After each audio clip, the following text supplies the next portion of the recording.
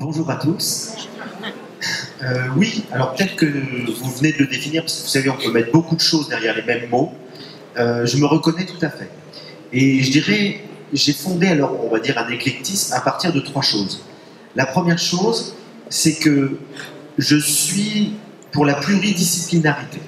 Et en cela, je suis vraiment un disciple d'un de mes maîtres à penser qui est Edgar Morin, qui faisait partie de mon jury de thèse et qui a compris il y a longtemps qu'on ne pouvait plus penser le monde actuel à travers l'œil d'une seule discipline.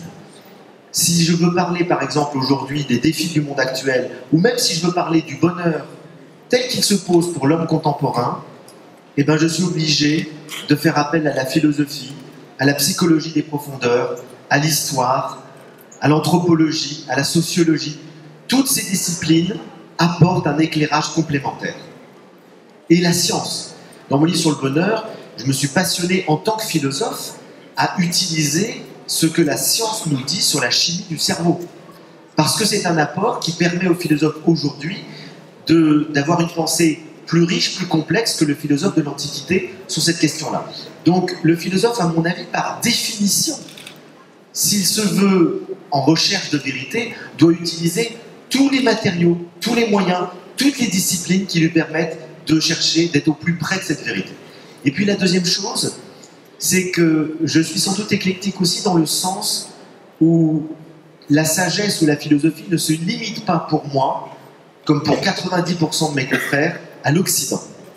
Il se trouve que j'ai fait une thèse sur le bouddhisme, et donc ça m'a élargi considérablement l'esprit, et j'ai découvert qu'il y avait une véritable pensée philosophique très profonde en Orient, que ce soit à travers le taoïsme, que ce soit à travers le bouddhisme, que ce soit à travers l'hindouisme. Il y a une grande richesse philosophique. Et c'est pour ça que dans tous mes livres, j'essaye de mêler toujours dans une recherche, encore une fois, de ce qui est au plus près du vrai, j'essaie toujours de mêler les disciplines et de faire des ponts entre l'Orient et l'Occident. Et puis enfin, je fais aussi appel à mon expérience autant qu'à ma raison, autant qu'à la tradition. Donc je m'appuie sur la tradition, je cite très souvent des auteurs classiques, mais je réfléchis par moi-même, aussi à partir de mon expérience, et c'est pour ça que dans un certain nombre de mes livres, je parle de mes expériences personnelles.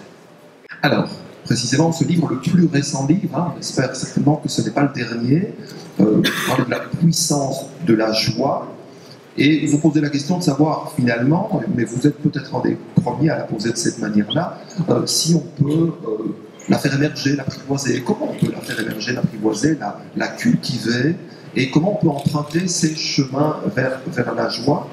Alors la grande question, quand on a lu ce livre, on a compris, mais avant peut-être de le lire, c'est de se poser la question donc de savoir pourquoi on s'intéresse à la joie et pourquoi on ne s'y est pas intéressé davantage, puisqu'on constate finalement, c'est vrai, vous le dites dans votre livre, que les principaux philosophes occidentaux s'y sont relativement peu intéressés, un peu, et Umberto Eco vient de décéder, un peu comme Umberto Eco faisait la référence à la poétique d'Aristote sur le rire et la comédie, comme si finalement le rire, la comédie, la joie était un objet inconfortable d'étude pour le philosophe. Donc pourquoi s'intéresser à la joie? Le bonheur, beaucoup s'y intéressent. La joie, pourquoi? Alors vous parlez d'Umberto Eco, ça me touche beaucoup parce que c'est quelqu'un que j'aimais énormément. On avait fait un livre ensemble et j'ai gardé vraiment le souvenir d'une personnalité à la fois très joyeuse. C'était un homme qui riait tout le temps, qui était un bon vivant, très incarné, qui aimait bien manger, qui était vraiment, il est venu manger chez moi, j'en ai gardé un formidable souvenir. Et puis un érudit comme je n'en ai jamais rencontré d'autres. Il connaissait tout. Livre d'entretien, c'est ça, avec oui. Stephen Jay Gould aussi, Jean-Claude Carrière et Umberto Eco, c'est ça. Et donc, vraiment, je me souviens dans ce dîner où après avoir parlé de choses extrêmement pointues, de théologie, de philosophie, etc., il s'est mis à nous chanter en français des chansons paillardes, et il en connaissait plus que tout le monde. Donc c'est un homme qui connaissait tout sur tout. Voilà. Donc j'ai beaucoup d'émotions à penser à lui. Alors maintenant, vous me posez la question de pourquoi les philosophes ont eu du mal à parler de la joie. Ben, je crois que c'est pour deux raisons. C'est vrai que les philosophes de l'Antiquité, par exemple, et c'est aussi vrai d'ailleurs en Orient qu'en Occident, nous parlent peu de la joie. Et je crois que les deux raisons, c'est que la joie est une émotion, à l'inverse du bonheur qui est un état d'être. on peut réfléchir facilement sur un état d'être parce qu'il se construit à travers tout un certain nombre de choses que le philosophe peut analyser. Alors qu'une émotion, c'est très difficile de parler d'une émotion. C'est très difficile de rationaliser une émotion. Et puis la deuxième chose, c'est que cette émotion de joie, elle est mystérieuse. La joie nous tombe dessus. La joie survient à des moments extrêmement divers et il est très difficile de rationaliser cette émergence de la joie. Je vais vous donner un exemple très simple. On peut être dans la joie alors qu'on traverse les plus grandes peines. On a tous connu cette expérience, enfin tous, beaucoup et moi aussi, ont connu cette expérience de vivre un deuil et au milieu de ce deuil, d'avoir une joie qui nous tombe dessus. Ce qui est inexplicable, ce qui n'est pas rationnel et ce qui est même presque inacceptable. Parce qu'on culpabilise de ça. Je l'ai écrit dans ce livre et depuis j'ai reçu des dizaines de mails de gens qui m'ont dit j'ai perdu mon mari il y a 6 mois, il y a 2 ans, au milieu des larmes, j'ai eu de la joie et je n'ose pas le dire à mes proches. La joie nous tombe dessus de manière mystérieuse. Et donc le philosophe a du mal à comprendre d'où vient la joie. C'est comme une grâce, la joie. Ça a une dimension spirituelle. C'est quelque chose d'inexplicable. Alors, c'est pour ça qu'il faudra attendre le XVIIe siècle pour qu'il y ait un philosophe qui essaye de donner une définition de la joie et qui en fera même le cœur même de toute sa philosophie, c'est Spinoza. Et la définition que Spinoza donne de la joie me paraît assez juste. Il dit, la joie, c'est le passage d'une moindre à une plus grande perfection. C'est-à-dire chaque fois qu'on progresse, chaque fois qu'on grandit, chaque fois qu'on s'améliore, chaque fois que notre conscience s'élargit, chaque fois que notre cœur est touché, grandit, chaque fois que notre corps est en pleine possession de ses moyens, on est dans la joie. On pourrait dire la joie, c'est la manifestation de notre puissance vitale. Ça, c'est un point. Et puis, il y a un autre philosophe, au XIXe siècle, qui va apporter un élément différent. C'est Nietzsche. Il dira la plus grande joie vient du consentement. C'est lorsqu'on dit oui à la vie que la joie parfaite nous tombe dessus. Et c'est très vrai aussi. Ça rejoint ce que je vous disais sur le deuil. C'est lorsqu'on accepte une épreuve, c'est lorsqu'on dit oui à la vie, malgré tout, malgré les peines, malgré la difficulté, malgré la souffrance, que la vie va nous donner de la joie. C'est lorsqu'on aime la vie de manière inconditionnelle que la joie est là. Ça, c'est quelque chose que j'ai souvent expérimenté. Vous savez, on est avec la vie comme on est avec les êtres humains. On a tendance à l'aimer de manière conditionnelle. Je l'aime à condition que ça aille bien. Je t'aime à condition que tout se passe bien. Et on est comme ça avec la vie. Quand la vie nous sourit, on l'aime. Et puis dès qu'il y a une épreuve, on n'aime plus la vie. Et on est en colère contre la vie, on est en ressentiment contre la vie. Et il n'y aura jamais de joie. La joie vient lorsqu'on dit oui, lorsqu'on consent malgré tout. Et ce qui est extraordinaire, c'est que du coup, la joie va nous aider à traverser toutes les peines de l'existence. On pourrait dire en philosophie éthique qu'il y a 2 grands chemins de sagesse. Il y a un chemin de sagesse qui recherche le bonheur à travers la sérénité, à travers la paix intérieure. C'est l'absence de trouble, ce que les Grecs appelaient l'ataraxie. Et pour ça, il faut chercher à éviter toute souffrance. C'est ce qu'on va retrouver en Orient avec le bouddhisme. Le but, c'est de ne plus souffrir, et pour ne plus souffrir, il faut diminuer l'affectivité et le désir, parce qu'il crée de l'attachement et donc de la souffrance. Et puis il y a un autre, et ça conduit de manière ultime à l'ascèse, au renoncement. C'est pour ça que le Bouddha nous dit la voie royale, c'est la vie monastique. Et puis il y a un autre chemin, qui est un chemin qui consiste à dire ne cherchons pas à souffrir, ou plutôt, excusez-moi, ne cherchons pas à ne plus souffrir.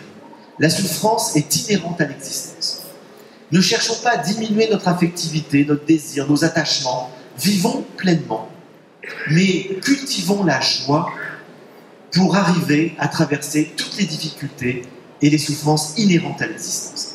Et c'est ce chemin-là auquel j'adhère, et c'est ce chemin-là que j'ai voulu expliquer dans ce livre, à travers effectivement tout un certain nombre d'exemples qui nous permettent de cultiver la joie. Alors effectivement, vous décrivez en quelque sorte les voies vers la joie, mais c'est vrai aussi que cet après-midi, nous allons essayer de comprendre comment, comme vous le dites dans le livre, la joie peut être un facteur de partage et d'identification collective, comment on peut faire le lien entre le développement personnel et ce que j'appellerais une conscience politique. Comment on peut faire en sorte que la liberté intérieure, dont vous parlez dans votre livre, hein, la liberté intérieure peut construire une paix mondiale. Alors c'est sûr qu'on a souvent tendance aujourd'hui à opposer le bien-être individuel et le bien-être collectif. Et j'ai souvent participé à des conférences et des tables rondes où j'entends des gens me dire « Monsieur Lenoir, on n'a pas le droit d'être heureux dans un monde malheureux. » Je pense exactement l'inverse. Mais exactement l'inverse. C'est un devoir d'être heureux dans un monde malheureux. Parce que notre bonheur est contagieux. Et je réponds, cher monsieur, en quoi votre malheur va-t-il apporter quelque chose au malheur du monde? En quoi votre tristesse va-t-elle faire évoluer le monde? Au contraire, et Spinoza l'a très très bien montré, plus on est dans des affects positifs, de la joie, de l'enthousiasme, plus on est capable de s'engager et d'aider les autres. Donc plus on développe en nous, mais qu'il y a même une causalité, plus on a d'individus heureux, plus le monde ira mieux.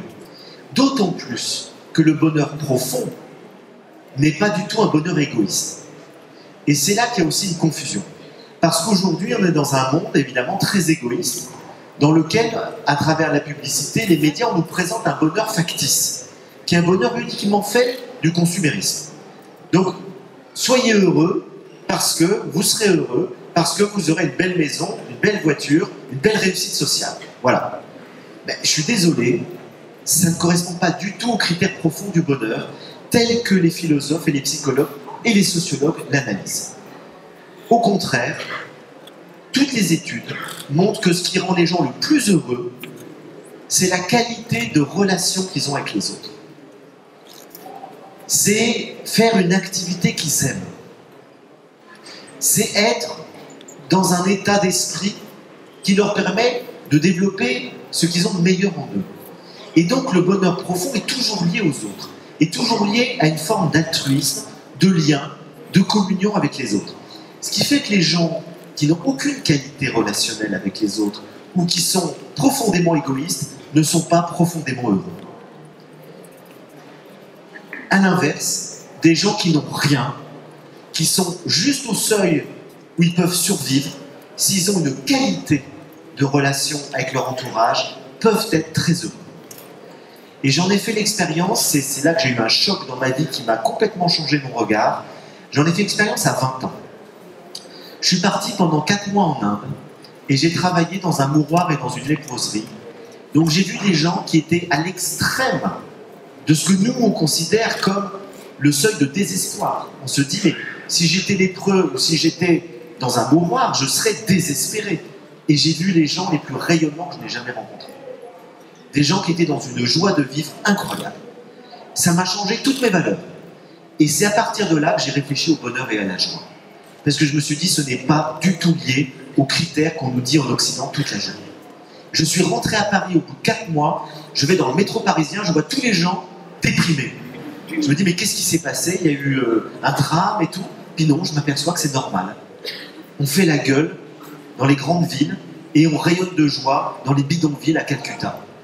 Et là, ça m'a fait vraiment réfléchir sur ce qui nous mettait dans le bonheur et dans la joie. Et je peux vous dire, le critère numéro 1, c'est la qualité de relation qu'on a avec les autres. Que ce soit son entourage, sa communauté, si on a encore une communauté, et évidemment la citoyenneté, le vivre ensemble à l'échelle collective.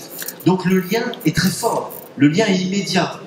Et pour revenir à votre question, plus directement encore, le premier penseur, encore une fois, c'est vraiment pour moi un génie absolu, qui a totalement lié le bonheur individuel et le bonheur collectif, c'est Spinoza, une fois encore. Les Grecs en avaient parlé. Les Grecs en avaient parlé, et Aristote nous dit dans l'Éthique à Nicomaque que le bonheur individuel est un élément effectivement important, mais qu'il est relatif au bonheur collectif. Autrement dit, le bonheur collectif est plus important que le bonheur individuel, et il ne faut pas rechercher son bonheur égoïste sans s'impliquer, sans s'engager dans la cité. Donc il établissait un lien entre les deux, mais en mettant une hiérarchie. Spinoza va d'une certaine manière inverser la hiérarchie. Il va nous dire, le bonheur individuel et collectif sont très importants, mais le véritable bonheur collectif ne surviendra que lorsque chaque individu aura trouvé son bonheur personnel. Et dans son traité théologico-politique, vous savez que Spinoza, c'est le premier penseur des Lumières. Un siècle avant les penseurs des Lumières qu'on connaît tous, Kant, Voltaire, Diderot, un siècle avant, au XVIIe siècle, il est le premier philosophe occidental à expliquer que le meilleur système politique, c'est un contrat social fondé sur un droit qui respecte la liberté de conscience et d'expression. Donc il fonde notre modernité politique. Et puis dans son autre livre, L'éthique, il explique que le bien commun dans ce contrat politique ne fonctionnera, donc le vivre ensemble, la qualité du vivre ensemble, ne fonctionnera vraiment que si, en plus de ce cadre juridique qui protège les libertés individuelles, notamment de conscience et d'expression, les individus vont éliminer ce qu'il appelle leur passion triste. C'est parce que chaque individu aura lutté à l'intérieur de lui pour éliminer la colère, la peur, la tristesse, la jalousie, l'envie, tout ce qui crée les conflits, que le monde ira mieux. On pourra vivre ensemble de manière qualitative, pas uniquement parce qu'on aura encore une fois des lois qui nous permettent de vivre ensemble, mais aussi parce que chaque individu sera dans un état d'enthousiasme, de joie, d'envie positive qui lui permettra de s'engager dans la cité de manière personnelle, en étant libre, en n'étant plus l'esclave de ses passions mauvaises. Et donc, le travail de libération intérieure, parce que Spinoza nous dit on ne naît pas libre, on le devient, et on le devient à travers un long travail d'introspection, de connaissance de soi, de travail sur soi, pour sortir de la peur, de l'envie, de la jalousie et de toutes les illusions que nous avons. Spinoza est le premier penseur aussi, 2 siècles et demi avant Freud, à nous dire que nous sommes mus par notre inconscient. Et que tout ce que nous croyons faire librement, en fait, nous le faisons en suivant nos affects, nos instincts, nos pulsions, nos passions, nos émotions. Nous sommes esclaves de tout ça. Et c'est par un travail rationnel que l'on va découvrir tout cet univers de nos affects et qu'on va pouvoir se libérer de ce qui fait que certains de nos affects sont mal orientés parce qu'ils sont liés à une idée erronée. Et là, c'est l'explication, j'en dis un petit mot parce que c'est très intéressant, entre les joies passives et les joies actives. Parce que Spinoza nous dit qu'il y a 2 types de joies. Il y a des joies passives qui sont liées à une idée erronée. Par exemple, vous pouvez avoir de la joie à tuer quelqu'un parce que vous êtes convaincu qu'en faisant ça, vous faites le bien. Les terroristes d'aujourd'hui, les grands inquisiteurs, ils tuent quelqu'un avec joie en se disant « c'est pour le bien ». Mais Spinoza nous dit c'est lié à une idée erronée. C'est cette idée erronée qui leur cause une joie qui sera de courte durée, parce que s'ils savaient, ou s'ils apprennent un jour la vérité, s'ils sont dans la raison et non pas dans cette illusion ou dans cette idéologie, à ce moment-là, leur joie se transformera en tristesse. Alors qu'une joie active, c'est une joie qui est liée à une idée adéquate, à une idée juste. Le meilleur exemple qu'on peut avoir, c'est dans la vie amoureuse. Lorsque on rencontre quelqu'un, Spinoza nous dit la plupart du temps, c'est une joie passive. C'est une joie passionnelle. Le mot passion vient de passif. C'est une joie passionnelle. On est touché, ému, transporté, mais parce qu'on projette sur la personne un tas de choses illusoires. À cause de toutes les relations qu'on a eues avec papa, maman, vous savez, c'est toute notre histoire affective qui se joue dans chaque rencontre. J'ai un ami psychanalyste qui me dit chaque fois que 2 personnes qui tombent amoureuses se retrouvent pour la première fois dans un lit ensemble, il y a 8 personnes dans le lit. Il y a les 2 amoureux, il y a leurs 2 parents respectifs et il y a les 2 conjoints d'avant. Et tout ça se joue dans la relation amoureuse. Puis au bout de 6 mois, on connaît l'autre et on se dit il y a eu erreur sur la marchandise. Et en fait, Spinoza nous dit il n'y a pas eu erreur sur la marchandise. Vous vous êtes vous-même illusionné. Parce que vous êtes rentré en relation avec l'autre, ce qui vous a donné une joie formidable, parce qu'il y a un amour, mais vous êtes rentré en relation avec un tas d'idées inadéquates. C'est-à-dire toutes les illusions que vous avez projetées sur l'autre parce que vous attendez le prince charmant, etc. Et donc, il faut qu'ensuite, quand on connaît l'autre véritablement, la joie, ou elle va se transformer en tristesse, on est déçu, on est désillusionné, ou alors, elle se transforme en joie active. on aime l'autre tel qu'il est, en le connaissant vraiment. Cette distinction, elle est fondamentale. Et donc, Spinoza nous dit, tout le travail de la vie, c'est de passer des joies passives aux joies actives. C'est donc un travail de connaissance, un travail de vérité. Et les joies actives sont des joies durables, c'est des joies sustainable, comme on dirait en anglais, c'est ça? Ce sont des joies permanentes. C'est-à-dire que quand on aime quelqu'un, dans une joie active, cette joie ne disparaîtra jamais, même après la mort. On continuera d'avoir de la joie à penser à la personne qu'on a aimée. C'est-à-dire que la joie active, elle est éternelle. Et moi, je trouve que c'est profondément juste. Quand on a aimé quelqu'un avec un amour vrai, donc qui crée une joie active, on l'aime toujours. Les gens qui se disent « oui, j'ai aimé quelqu'un mais je le déteste », c'était une joie passive. « J'ai aimé quelqu'un mais je ne veux plus le voir », c'était une joie passive. Lorsqu'on aime quelqu'un, même si on se sépare, même si nos vies divergent, on continue d'aimer cette personne toujours. L'amour vrai est éternel et la joie active est éternelle. Alors, je vais revenir à un livre qui a été écrit il y a quelque temps et dont la réédition, plus récente réédition en livre de poche, qui s'appelle La guérison du monde, dans lequel vous faites un constat, une analyse des symptômes d'un monde malade hein, et d'un monde qui est en train de mourir. Et Jean-Pascal Labille l'évoquait en introduction, vous esquissez des pistes, vous nous évoquez l'aube d'une renaissance, et vous dites, mais finalement, ce qu'il faut faire pour améliorer, pour enfin arriver à ce vivre ensemble collectif, c'est reformuler des valeurs universelles à travers un dialogue des cultures. Et donc, est-ce que vous avez le sentiment qu'on aura suffisamment de temps, tous individuellement, pour progresser et pour enrayer, pour ne pas se retrouver dans cette espèce de découragement généralisé, hein, à propos duquel je me pose la question de savoir s'il existe des antidotes pour passer du découragement à l'engagement? Alors je n'en sais rien parce que je ne suis pas prophète et donc je ne peux pas savoir si dans la course de vitesse dans laquelle on est lancé, surtout à cause des questions écologiques, où là il y a vraiment, on le sait, il y a un compte à rebours, on risque un effondrement des écosystèmes, il y a un réchauffement climatique qui peut produire des effets d'accélération du réchauffement qui peut rendre la vie sur Terre impossible. Ça fait 30 ans que les meilleurs spécialistes le disent et on n'a pas changé grand-chose. On voit que ça progresse très lentement, ça progresse quand même. Au niveau des États, il y a un peu plus d'efforts qui est fait, alors qu'il y a encore 10 ans, ni la Chine ni les États-Unis ne voulaient entendre parler du réchauffement climatique. Aujourd'hui, ils acceptent le fait, et en Chine notamment, les États-Unis c'est plus compliqué parce que le Congrès qui est républicain ne veut pas entendre parler de ça, mais c'est vrai que la Chine aujourd'hui fait des efforts très importants parce qu'ils s'aperçoivent eux-mêmes qu'on ne peut plus vivre en Chine dans les grandes villes. C'est tellement pollué que c'est invivable. Donc ils ont conscience des dégâts que ça va causer et ils font attention. Bon, maintenant, évidemment, on est dans une course contre la montre. Il n'y a pas d'autre solution, de toute façon, je dirais, pacifique, de solution sereine, que la conversion des consciences. Parce que l'autre solution, c'est les catastrophes. Et il est possible que l'humanité ne change vraiment d'attitude que face à des catastrophes. C'est ce que l'histoire a montré. L'histoire a montré que bien souvent les humains, c'est après des terribles catastrophes qu'ils ont changé. Regardez l'Europe. On a vécu des guerres indéfiniment. Tout le Moyen-Âge, la Renaissance, ça c'était des guerres.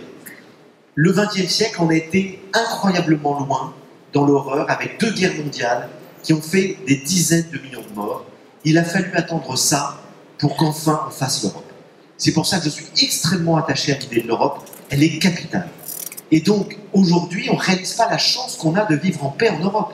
C'est un bien extrêmement précieux, mais qui est une évidence, alors que ça a été des guerres pendant des siècles. Et donc, n'attendons pas, évidemment, qu'il se passe la même chose à l'échelle planétaire, c'est-à-dire des catastrophes écologiques terribles qui nous amènent, avec des centaines de millions de morts, de réfugiés, etc., à enfin changer nos modes de vie. Parce que ce qu'il y a derrière, c'est un véritable changement de mode de vie. Hein. C'est pas du bricolage, c'est pas du rafistolage. C'est vraiment sortir de la logique consumériste dans laquelle on est encore en plein dedans.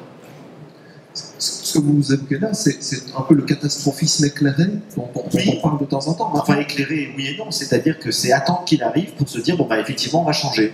Alors maintenant, ce qui peut se passer, et j'en viens à l'aspect positif, c'est qu'il y ait suffisamment de gens qui changent leur comportement avant, et dans tous les domaines, parce qu'il y a le domaine écologique, mais c'est aussi le domaine social et économique.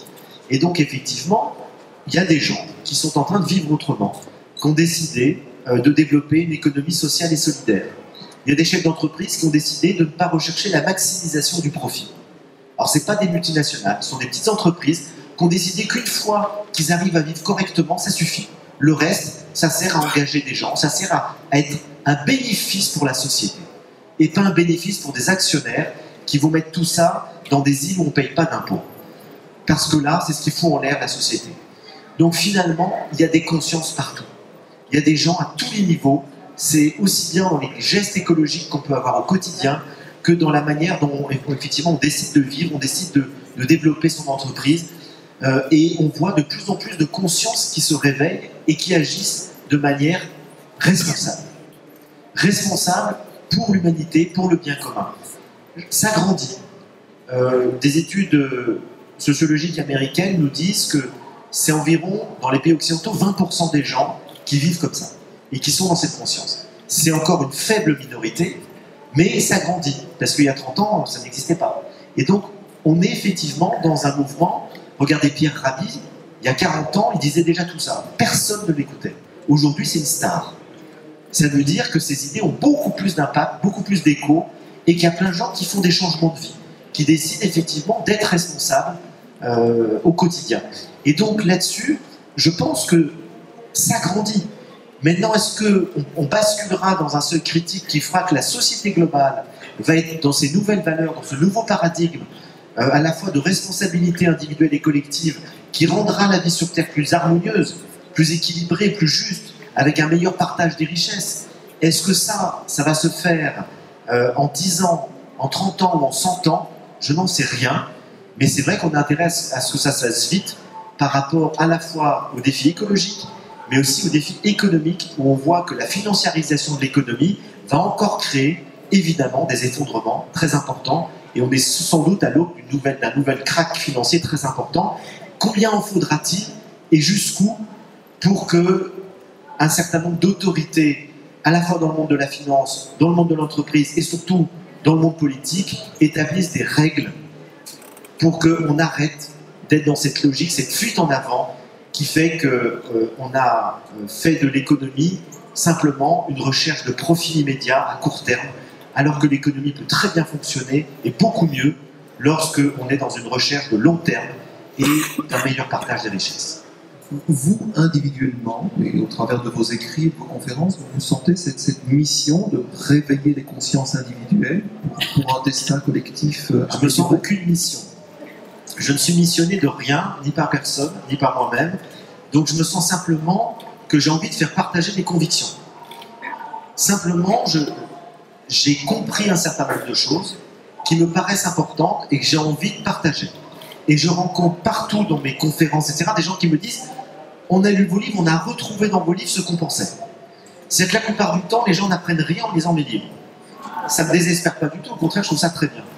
Ça veut dire qu'ils ont retrouvé des convictions, des engagements, des idées qu'ils n'arrivaient peut-être pas à formuler ou dont ils ne connaissaient pas le soubassement philosophique. Et donc je dis des choses qui trouvent écho chez d'autres gens et on se sent moins seul. Et peut-être que l'utilité de mes livres, c'est avec d'autres, parmi d'autres, d'arriver à développer des idées qui fait que tous les gens qui les partagent se disent « on n'est pas les seuls à penser et à vivre comme ça ». Vous avez le sentiment d'être entendu?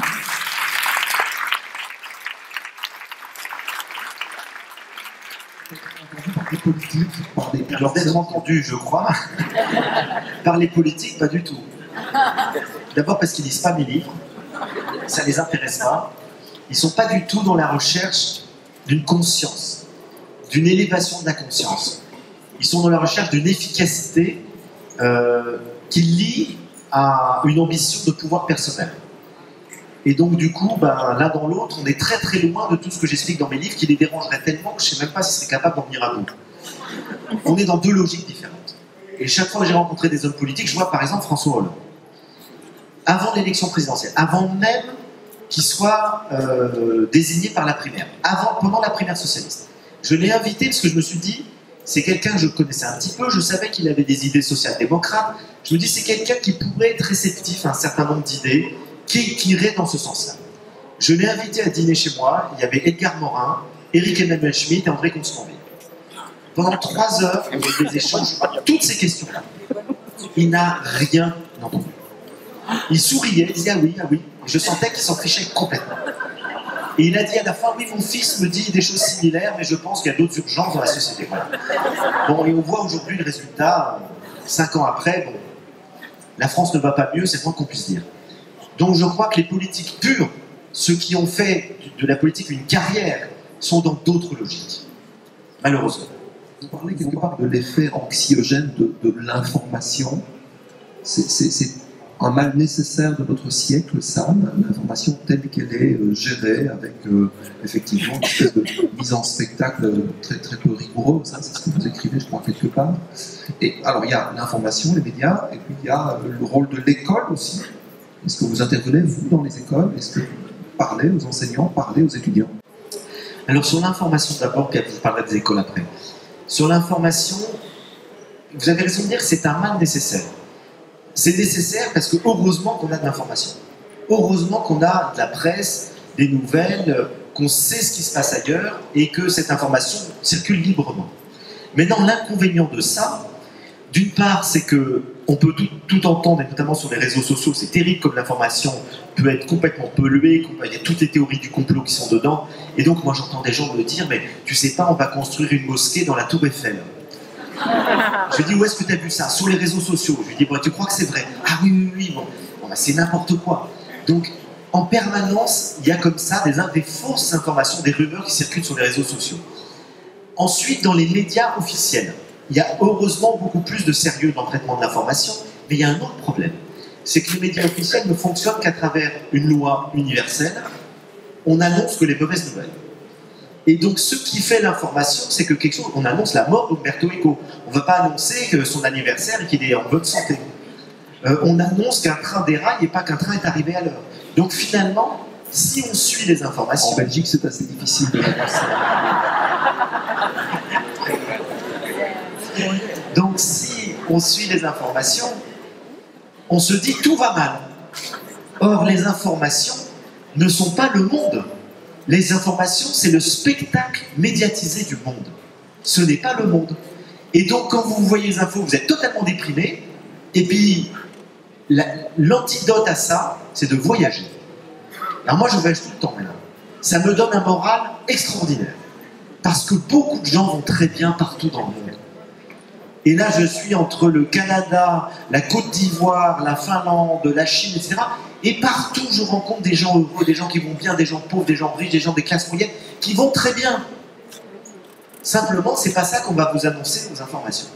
C'est pour ça que je dis, il faut toujours avoir un discernement et se dire, ok, il y a tout ça qui va mal, ok, il y a des terroristes, mais il n'y a pas que ça.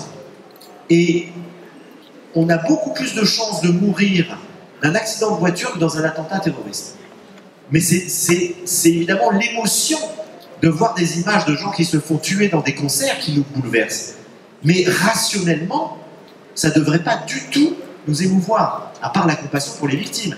Mais on ne devrait pas avoir peur, c'est idiot, d'un point de vue rationnel. Encore une fois, il vaut bien mieux vivre aujourd'hui avec cette époque troublée que de vivre au XXe siècle où il y a eu 30 millions de morts avec les guerres mondiales, ou de vivre avant où il y avait la peste, elle a détruit un tiers de l'Europe. Donc on a éradiqué la plupart des épidémies. On est relativement en paix, même s'il y a plein de conflits locaux. Il y a un progrès considérable. L'humanité, on vit beaucoup plus longtemps. Ce qui fait que si on prend les choses objectivement, tout va mieux. Simplement, l'information nous montre que tout va mal. Il faut faire un tri entre les deux. Alors maintenant, c'est vrai qu'il y a quelque chose qui va mal, qui est au-delà de l'information. C'est que la globalisation fait que le monde est à haut risque. Alors qu'avant, lorsque dans l'Empire romain s'effondre, la Chine n'en a rien à faire. Aujourd'hui, avec la globalisation du monde, vous avez une crise économique aux États-Unis, l'économie mondiale est par terre. Vous avez une épidémie quelque part, avec la circulation, le monde entier peut être atteint. Vous avez une centrale nucléaire qui explose, le monde entier est atteint. Les pollutions liées aux produits chimiques touchent tout le monde. Ce qui fait qu'effectivement, on vit à haut risque, parce qu'on est tous interconnectés. Sans parler du choc des cultures, puisque la globalisation s'est faite beaucoup trop rapidement, et que vous avez des cultures extrêmement différentes, qui vivent à des niveaux de conscience extrêmement différents, qui se sont trouvées confrontées dans cette instantanéité de l'information. Et c'est ce qui crée toutes les violences qu'on voit aujourd'hui. Donc on est un monde à haut risque, mais rappelons-nous que, hormis ça, ce qui est quand même pas rien, le monde va beaucoup mieux qu'avant dans plein de domaines. Alors, l'école. Oui, j'aimerais bien en parler l'école. aussi, parce que c'est un sujet qui m'a... Je vois que vous avez un livre, on vous l'a peut-être... On me l'a donné. Le vivre ensemble à l'école. Alors, moi, ça fait des années que je disais, on devrait enseigner la méditation et la philosophie dès l'école primaire. N'attendons pas d'avoir 17 ans, 18 ans pour faire de la philosophie. Commençons très jeunes et faisons aussi de la méditation parce que ça aide les enfants à une pratique de l'attention. Et puis, un jour, je rencontre quelqu'un qui me dit on le fait. Je vais à Genève et je suis dans une école pilote où ils font de la philosophie pour les enfants dès la maternelle. Et là, j'étais extrêmement touché et j'ai décidé de le faire. Et donc du coup, je fais maintenant des ateliers méditation philo parce que je lis les deux. Je commence par 10 minutes de méditation, les enfants adorent ça, ils en redemandent tout le temps. Et ensuite, on fait un atelier philosophie. Et c'est extraordinaire. Donc j'en fais dans de très nombreuses écoles, dans pas mal de pays francophones. Je vais en faire encore plus dans les mois qui viennent, y compris à Bruxelles. Et je vais faire un livre qui va sortir à l'automne prochain, qui va être justement pour promouvoir une éducation à être soi. Pas uniquement une éducation qui vise à nous donner de l'information, ce qui est nécessaire, de la connaissance, ce qui est nécessaire, mais une éducation qui peut se faire à l'école et qui vise aux enfants à avoir d'une part une pratique de connaissance d'eux-mêmes, à travers, on peut le faire dans les ateliers philo, une connaissance émotionnelle. Et quand dans les ateliers philo je parle des émotions avec les enfants, c'est extrêmement important. On voit à quel point ça les éclaire. Ensuite, développer une intelligence critique, puisqu'il est capital d'apprendre aux enfants à penser par eux-mêmes. Si tous les enfants apprenaient, et ça va se faire, à penser par eux-mêmes, à développer une intelligence critique, ils ne seraient pas ensuite vulnérables à toutes les idéologies, notamment religieuses, qui peuvent les amener à faire n'importe quoi ensuite. Et troisièmement, une pratique de l'attention qui leur permet d'être dans le présent, ici et maintenant, parce que c'est la clé du bonheur. Et donc je crois que si on arrive à développer ces ateliers de méditation philo dans toutes les écoles, en 1 ou 2 générations, le monde peut changer.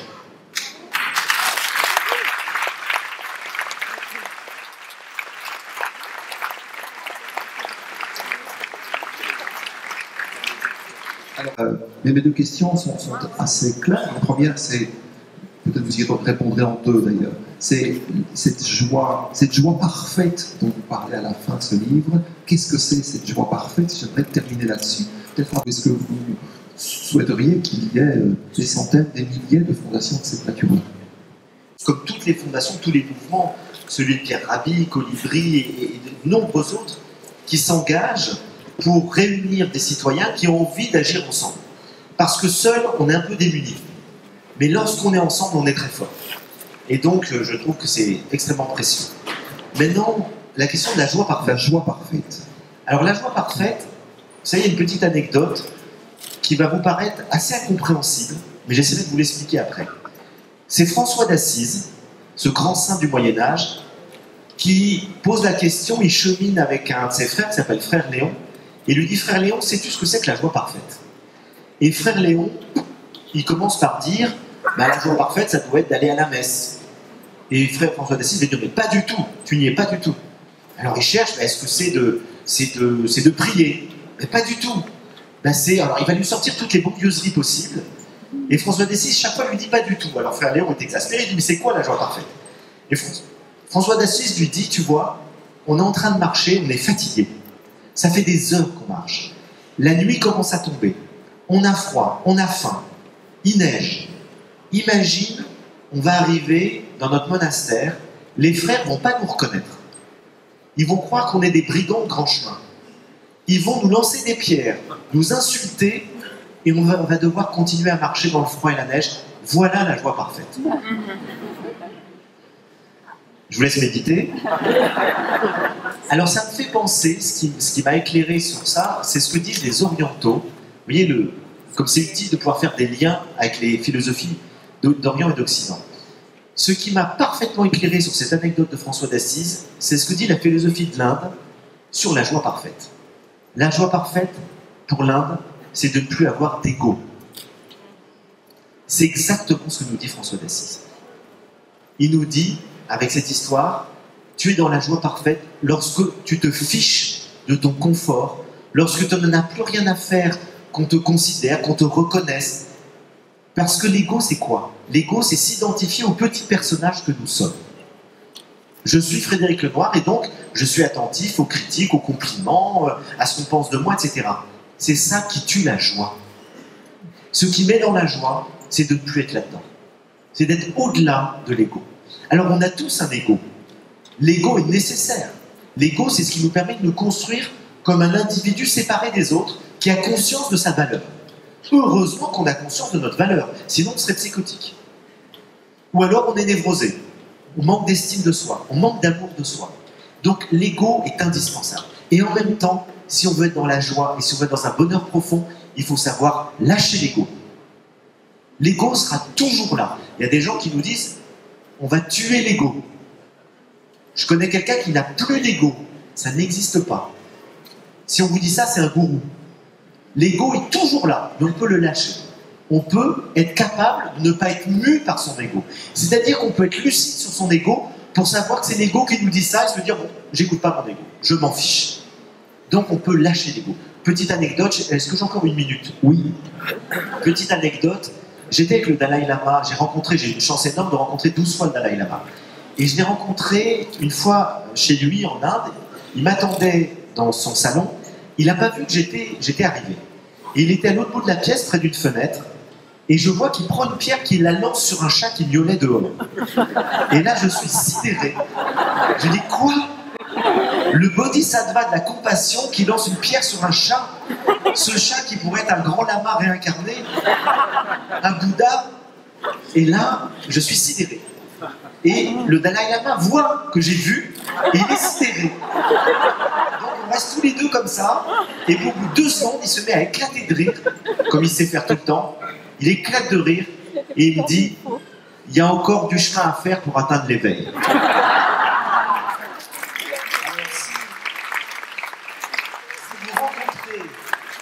Si vous rencontrez quelqu'un qui vous dit « J'ai atteint l'éveil », vous lui dites « Oui, oui, très bien », laissez-le croire ça.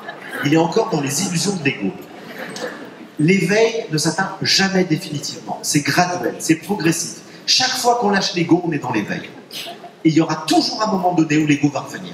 D'ailleurs, il y a un saint, Saint François de Sales, qui nous dit « Votre ego mourra 5 minutes après vous. » Donc, ne cherchez pas à tuer l'ego, ça ne sert à rien. Il est là, il sera toujours là. Il faut simplement être capable de le lâcher et de ne plus s'identifier à l'ego. Et lorsque vous n'êtes plus identifié à l'ego, vous pouvez faire ça 5 minutes par jour. Vous savez, moi je dis, la méditation, faites 5 minutes par jour. Faites pas 1 heure, vous n'y arriverez jamais. Et puis, vous y prendrez goût, vous en faites, 1 an après, vous ferez 1 heure par jour. Le lâcher de l'ego, c'est pareil. Faites 5 minutes par jour. Prenez votre voiture pour aller à votre travail, lâchez l'ego. Dites, je suis plus dans l'ego, c'est pas à moi qu'on parle, quoi qu'on dise, je ne suis pas atteint par tout ce qui peut... vous avez un type qui va vous faire une queue de poisson, qui va vous insulter, vous allez dire merci monsieur, ça n'a pas d'importance. Vous arrivez, un collègue de travail, il dit t'es qu'un gros con, tu dis si tu me connaissais, tu dirais encore pire. Finalement, vous fichez de tout ce que les autres pensent de vous. C'est joyeux. Ça vous met dans une joie incroyable. Donc, apprenons à lâcher l'ego progressivement, et vous verrez que ça vous met dans la joie. Parce que la joie, c'est effectivement de ne plus être dans l'ego. Et je terminerai avec ça. Ce qui est le meilleur exemple de la joie parfaite, c'est la joie des petits-enfants. Avant qu'ils soient dans l'ego. La joie des petits-enfants. Ils sont dans la joie parfaite. Les enfants, ils rient de tout, ils pleurent de tout, ils passent du rire aux larmes. Ils sont dans la joie parce qu'ils sont dans la joie d'être. Ce qui les met dans la joie, c'est d'être. C'est d'être en vie. Ils ne sont pas encore dans les revendications qu'ils auront plus tard sur pour être heureux, j'ai besoin d'avoir ci, d'avoir ça, d'avoir ci, d'avoir ça. Ils sont dans aucune revendication face à la vie, ils aiment la vie comme elle est, et non pas comme ils voudraient qu'elle soit. Ça, c'est l'ego. Tant que l'ego n'est pas développé chez l'enfant, il est dans la joie parfaite. C'est pour ça qu'il y a deux grandes sagesses spirituelles, le taoïsme et l'évangile, je dis bien l'évangile, qui nous disent la même chose. Jésus dit dans l'évangile, « Laissez venir à moi les petits-enfants, parce que le royaume de Dieu appartient à ceux qui leur ressemblent. » Le royaume de Dieu, c'est la joie parfaite, et la joie parfaite, c'est des enfants. C'est tout ce qu'on a à faire, c'est très simple la vie, c'est retrouver la joie de l'enfant qui est en nous. Merci beaucoup. Merci.